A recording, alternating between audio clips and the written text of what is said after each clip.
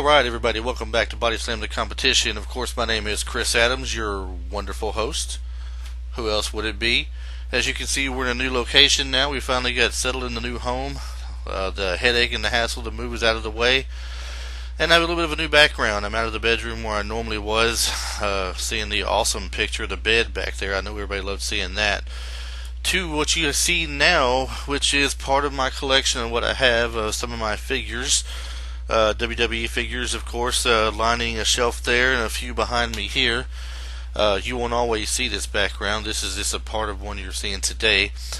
There could be some new things to come here. We'd like to do some green screen work with creative backgrounds if we can here soon, which could be exciting. And what we're having today is our recap of the predictions for Night of the Champions, just to see how well I did. Hey, your chance to either make fun of me or my chance to brag and pat myself on the shoulder, one of the two. So, as you all remember, we had the Josh and Twirl from What Does the Josh Say guesting on us last time.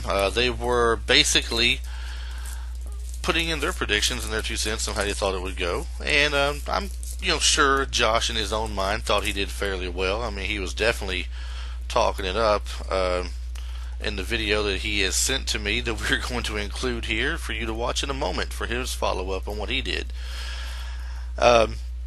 Legend in his own mind, that's all I can say. Let's get right down to it, alright? My picks. And I guess we'll just go in the order that the matches went. I believe I listed them in a certain order yesterday, and as it turns out, they didn't quite go that same direction. But the very first one, which was the opening one that did not get included really in the pay-per-view, was the Cosmic Wasteland being Stardust and the Ascension versus Neville and the Lucha Dragons. Now, Stardust and the Ascension could turn out to be a decent little faction if they put them together in a sense that makes a good faction. The Ascension went to change their way just a little bit. Still keep the paint and the muscle-bound look, of course, but change their way just a bit. Well, in that match, I predicted that Neville and the Lucha Dragons would win, and I failed on that one. And it went all to Stardust and the Ascension. So, kudos to them. Going into the pay-per-view itself, we have Ryback versus Owens, Kevin Owens. And this one I told you in my predictions, I thought Ryback was great when he got the title. I was rooting for him to get the title. I wanted him to get it and do something with it. He deserves some kind of a push. And I still like him as a wrestler. He's great. But, they only throw so many people at you, and it gets old and stale. I mean, there's only so many times we can see Ryback versus The Miz or The Big Show. Why not throw Barrett at him? Why not throw Ziggler at him? They can have one face wrestle another face. They've done it before. Bring somebody else into the picture. Let Ambrose go against him some. Even if you had to heel turn the man, I don't care. Let him keep the belt a little longer. Put some different faces in front of him for matches. If not, ultimately what would happen is what happened last night, which is what I called. I called Kevin Owens for the win, and Kevin Owens did indeed win. Now, there were questionable methods used toward the end of the match, which will probably lead to a rematch at the next pay-per-view. But he is your current Intercontinental Champion, Kevin Owens. I'm now 1-for-1.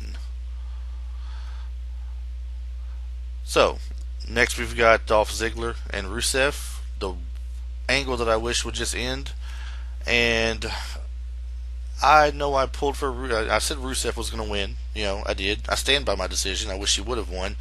Just to get it out of the way. They built him up for a year for crying out loud to be a beast, to be a monster. And, now he's just getting run over by Dolph Ziggler. I mean, come on. One more babyface in the company you got no room for and no plans for versus a monster heel that can be hated for years to come and run for world title reigns. Instead, you give it to Dolph Ziggler and he wins. So, I'm now another one down. I missed that one as well. But, what can I say? You can't get them all right. Alright, now we got 3D, the Dudley Boyz. Team 3D. Taking on the New Day and the Trumpeteer. Whatever he wants to call himself. Xavier Woods, I guess it is. Freebird rule.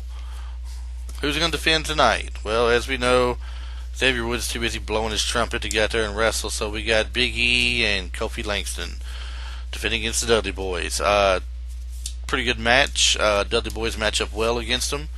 I, for one, like the Dudley Boyz. I'd rather them be champs probably than anybody they got there right now as there is anyway. Didn't know for sure if they would let them have it first time around, but I did say that the Dudley Boyz would win and they'd be new champs. And I was 50% right. The Dudley Boyz won. Unfortunately, it's by disqualification. They did the 3D on Kofi Langston. Xavier come in, puts the boot to the head on Bubba Ray going for the pin. Referee calls to the bell. Match over. They then proceed to beat down the Dudley Boyz and decide that they no longer care about saving tables. They want to get the table. So Xavier goes out there and gets the table, slings it up in the ring, turns around to start playing his trumpet or whatever, while the other two are trying to get one of them up on the table. Dudley's fight back, knock him out of the ring. Xavier turns around, bam, right into the 3D to the table. Sucker. All this is doing is leading to the next pay-per-view, and I'm sure there'll be a tables, ladders, and chairs match with the New Day and the Dudley Boyz, and don't be surprised if they don't work enough yet a third team like they always did in the past, and maybe bring in primetime players involved with it. So that could be entertaining. But your winners, as I predicted, Dudley Boyz, but belts still remain with New Day due to disqualification. Next is the Divas Championship. Charlotte versus Nikki Bella. Now, like I said before, everybody seems to have this thing that they hate Nikki Bella. Let's just listen to the ICW. They know it all, right? IWC. Can't even say your name right because you suck anyway. Internet Wrestling Community. I know that's supposed to be my fan base if I'm ever going to get one. But look, guys, you can't be freaking hard on people all the time like you are. Alright, you don't run the sport. You don't get it the way you want it 99% of the time.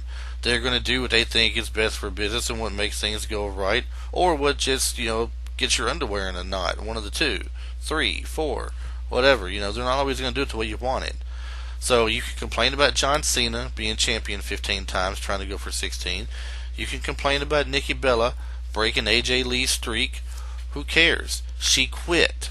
Alright, she wants nothing to do with the sport anymore. She quit, just like CM Punk quit. Alright, neither one of them care about wrestling at this point. Why should you care about that anymore? Alright, she was not the greatest one anyway. If you want to talk about the greatest Divas champion they've had in a while, that was Trish Stratus anyway, probably. Everyone liked her. She got better at wrestling. She was a great wrestler toward the end of her career she had there. And she was better than all of them here today anyway. But, hey, you don't see me throwing a temper tantrum every time that some new diva wins it, say, well, she wasn't as good as Trish Stratus. Come on, people, lighten up some. Charlotte wins the belt, just as I predicted. It's time. I mean, she already beat AJ's record. I think they held out just long enough for that, just to probably kind of rub it in a little bit to them, because, they still take shots at WWE every chance they get when people will listen. So it was probably done on purpose. I don't doubt it. I don't really care. But I don't doubt it, and Charlotte is currently your new Divas champion. And there's no telling how long she'll hold it, or if she's anything like her father, how many times she'll hold it. So that puts me working back toward the positive now with my calls. Next we have the Wyatt family versus, I'm going to call them Shield Part 2, Roman Reigns and Dean Ambrose with a mystery partner. Who in the world could this mystery partner be? Talk and speculation Daniel Bryan might be coming back. I've heard people say The Rock, and like I said before, it wasn't going to be The Rock. That's not his cup of tea. He don't come back from the Night of Champions. He's a WrestleMania or SummerSlam guy. It wasn't going to be Eric Rowan, although that might have made some sense. But Eric Rowan's not going to, be the deciding factor in a match like that. Some people said Kane might be their tag team partner. Why would Kane be their partner? They did nothing for Kane. The Wyatts have done nothing against Kane. Makes no sense to pull him as a partner. No Cesaro, who some people speculated. Josh says. But instead, the last name I threw out in my predictions, Chris Jericho, became a mystery partner. He has a little bit of a history there with Bray Wyatt, and that's who they took. I didn't agree with it. I thought it was a perfect time, which I do agree with Josh on this, perfect time to bring up Samoa Joe or Baron Corbin. He fits, either one of them fit fine with those guys, especially Baron Corbin. You could bring Baron Corbin up and have Shield Part 2 right away, right there, all day long. But they didn't do it. They chose to go the route of bringing Jericho back just for the crowd pop. It got to the part of the match where it had been pretty exciting, I guess, a little bit. I mean, Jericho didn't really bring a lot to the match. I mean, he did a little bit at first up front, but not a whole lot. But what really got exciting was Roman Reigns getting his time on Braun Strowman. He got a couple of Superman punches in there. He got a spear on him and took him down. He's getting ready for a second spear, I guess, to go ahead and finish it out. Jericho reaches in and tags himself in. Reigns did not look too pleased with it, but he got out of the ring. Jericho does a lion salt off the second rope, tries to go for the pin. At the count of 2, immediately gets launched 6 feet in the air off this guy toward the ropes. Bray Wyatt and Luke Harper take out Ambrose and Reigns. Strowman gets up, goes after Jericho, puts Jericho in that move he has, chokes him out in the match. I was so hoping at the end of that match that they would have a heel turn with Reigns and Ambrose beating the crap out of Jericho, and it didn't happen. So, perfect opportunity to do something with these two guys. I mean, they're stalling right now as faces. I mean, why not turn them, heel again and push them hard? It made sense, but didn't happen. Winner were the Wyatts, and I believe I picked Roman Reigns and Dean Ambrose and the mystery partner, thinking the mystery partner was going to be a big deal from NXT, and it wasn't. So I missed out on that one. Next match of the night is one of 2 back-to-back matches for Seth Rollins. John Cena for the U.S. title. They come out there, and I ain't going to lie to you, it's the same old match we've seen quite a few times over already, so I'm not going to talk a whole lot about it. There's not a lot to say. The only great thing about it was Cena did not do the springboard stunner that he's failed at miserably practically every time he's done it. A couple of I knew that was coming moments where Cena gets the shoulder tackle, ducks the punch, does the suplex deal, goes to look down at him and go, "You can't see me," and instead gets punched or neck chopped or something. I don't know. Something Ambrose does to break. I'm not Ambrose. That Rollins does to break it up and go to his next move. He repeats it till he gets it, as always. Hits other few moves. Finally, right at the end of the match, there, he hits the attitude adjustment for him, middle of the ring, pins him 1, 2, 3 cleanly with his finishing move. Now, I kind of help but think that Rollins didn't take this match too seriously anyway, because his next match was the World Heavyweight title match.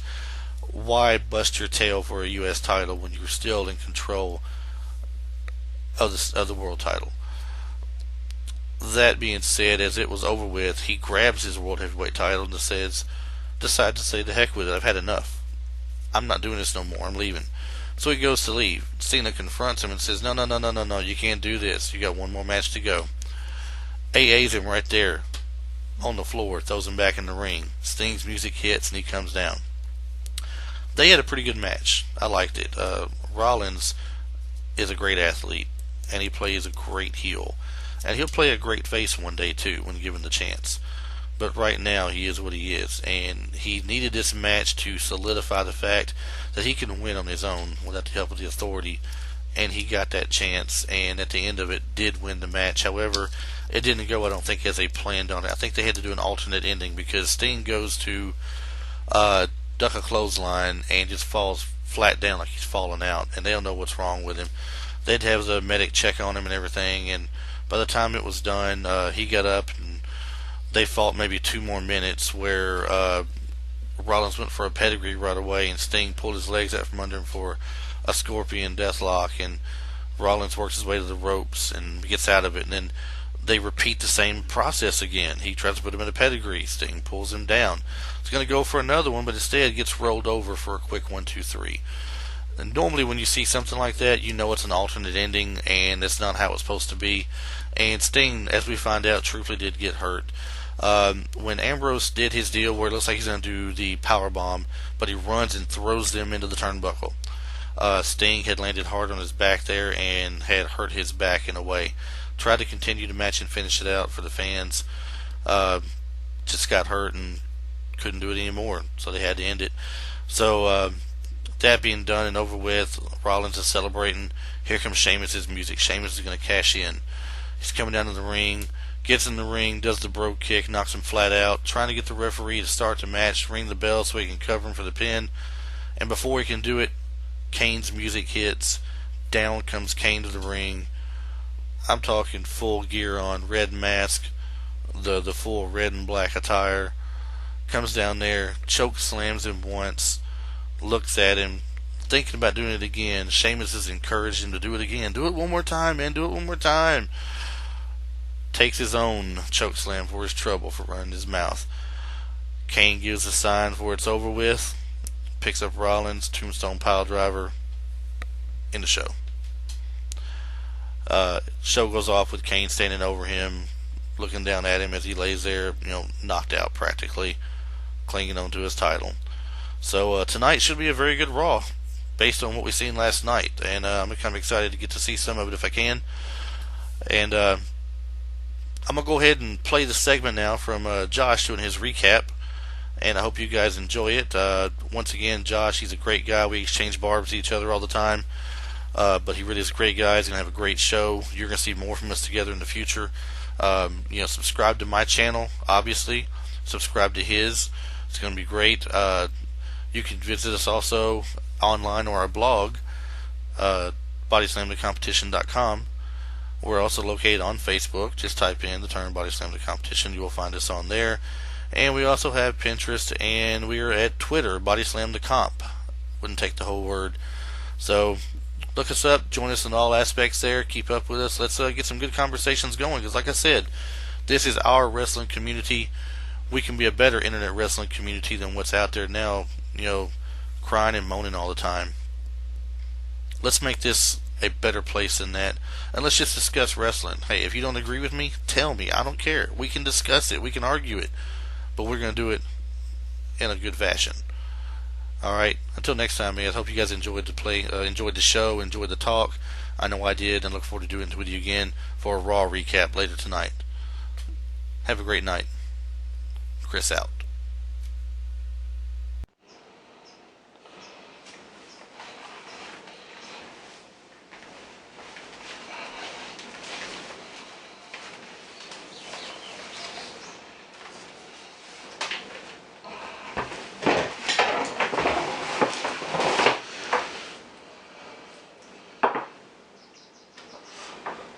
Hello everyone, and welcome once again to another special edition of the Josh Says, courtesy of Body Slam the Competition.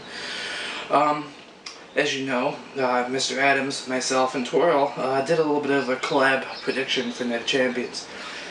Which you may have probably figured out by now if you've watched Night of Champions, is, I mean, granted I haven't crunched the numbers yet, but what I'm sure you knew going in, that I am the undisputed champion of the predictions. Unfortunately for Mr. Adams, this is one piece of competition he just couldn't body slam. But we'll get to that in a minute. So, we're going to do a little bit of a review recap on WWE Night of Champions. Now, unfortunately, due to the Josh's very, very busy schedule, he was unable to catch the majority of the pay-per-view until the rerun. However, he was able to come home and catch the U.S. Championship match, in which, yes, John Cena did win, and yes, the Josh did comment on Seth Rollins walking out the victor, which the Josh was not quite 100% accurate on that. However, the Josh did call a clean victory over Sting. Unfortunately, so did Chris Adams, but blue chippers aside, we're talking about the electrification process here, and that comes from right here. Yeah. We also called Kevin Owens walking away the Intercontinental Champion. We did mention Charlotte would most likely win, though we were personally pulling for Nikki Bella. The New Day may not have actually won the match, but New Day rocks, and New Day is still the WWE Tag Team Champions. At the end of the day, that is the only part that matters. Yeah, we saw a six-man tag match in which, as we said right here, that the Cosmic Wasteland would defeat Neville and the Lucha Dragons. Tough luck for the man that gravity forgot. Unfortunately for him, the Cosmic Wasteland remembered. Another 6-man tag match. We had the Wyatt family take on Dean Ambrose, Roman Reigns, and Chris Jericho, which was called by Chris Adams. Way to go on that one. I didn't bother reading the dirt sheets because, you know, the Josh doesn't need the dirt sheets. Everything he needs comes from right up here. But yeah, so kudos to the Blue Chipper on that one for calling Chris Jericho. However, it was the Josh who said if it wasn't Cesaro on the team of Ambrose and Reigns that the Wyatt family would win, and sure enough, the Wyatt family did by defeating Chris Jericho. The Josh also said that Dolph Ziggler would pick up the win over Rusev in a match that he didn't care about and he still hasn't watched. Chris Adams, however, said that Rusev was going to get the win, hopefully crush him and end the feud. Looks like Chris Adams was wrong again. Oh well, shit happens, right, Chris? Anyway, this covers the majority of your pay-per-view experience. We got an announcement about a Hell in a Cell match between Brock Lesnar and The Undertaker at Hell in a Cell on the Go to Hell tour with Brock Lesnar. Not really that concerned. Seth Rollins and Sting, great match overall. I'd like to take a moment to comment on the fact that after receiving 2 attitude adjustments, a Scorpion Death Drop, 2 attempted Scorpion Death Locks, 1 locked in that was broken up with a rope break, and a huge, almost hour-long ass beating, Seth Rollins came out victorious because he's Seth freaking Rollins. And like Chris and I both touched on, this was a win he needed. He needed to solidify his ability to get the job done in the ring on his own. And he did. A return of Kane, a teased Sheamus cash-in that was ruined by Kane, though Kane still laid waste to Seth Rollins. And again, on that Seth Rollins whole aspect, let's take a look at this. Seth Rollins ate 2 attitude adjustments. He ate a Scorpion Death Lock, Death Drop, 3 or 4 Stinger Splashes. He ate 2 Scorpion Death Locks, 1 that was broken up, and the other one that he turned around and reversed into a pinfall. Then he ate a Brogue Kick, a Choke Slam, a Tombstone, and the man is still the champion, and he still walked away and walked out of Night of Champions. There's one tough bastard. It's about time to see them doing something good by the heels, not just... You need a legit heel to make a legit face. Plain and simple. I've been saying this for years. Not everyone agrees, but not everyone's right. I am. Pretty much that sums up all the important aspects of Night of Champions. Looks like the Josh did pretty good on his predictions. He got Owens. He did technically get Charlotte, though he was pulling for Nikki. He did tell you that Charlotte was most likely going to win. He called the Wyatt family in the place of not being Cesaro. He called Ziggler. He called Cosmic Wasteland. Really, the only thing the Josh got wrong, only 2 things, was that Rollins did not beat Cena, and that the Dudley Boyz beat New Day. However, New Day still left with the tag titles. So, we'll call that a 50-50, if you will, on that one alone. That gives the Josh a very high percentage rate, and the undisputed realist predictor in the room. Bada boom. How you doing, Chris Adams? Anyway, this has been the Josh, absent Twirl, because, well, she would have just agreed with everything I said anyway. That's her job. Until next time, remember, subscribe to Body Slam the Competition. Feel free to come check us out on thejoshsays.com or facebook.com/thejoshsays. Follow me on Twitter, JoshYourMom25, or check out the YouTube channel, JRMACDOTNET. There you go. Yeah, until next time. And Chris, Body Slam this.